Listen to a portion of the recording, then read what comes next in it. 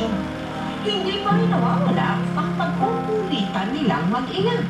Kung dati ang binibenta mo, mga accessories nandyan, nung college ka na, ano na ngayon na binibenta mo? Una, bike ko. Then, yung sa bike ko, pinag-aganda ko siya. Tapos, nagpapakahirap para sa kanila. Bakit parating maraming problema na parating sa amin?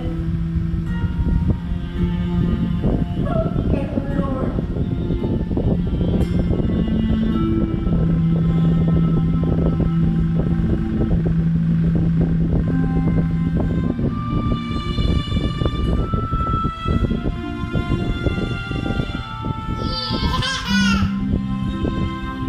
Pero sa ginagawa mo, ngayon ko lang napatunayan na mas mabuti pang padre at pamilya sa iyo anak mo kaysa sa iyo.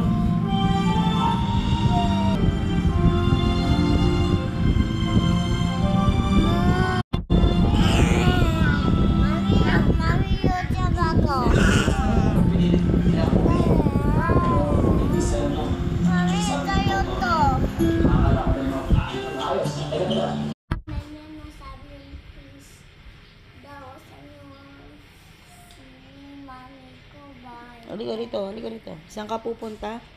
Sa pulis. Ba't yung gagawin sa pulis? Yung nasasabi.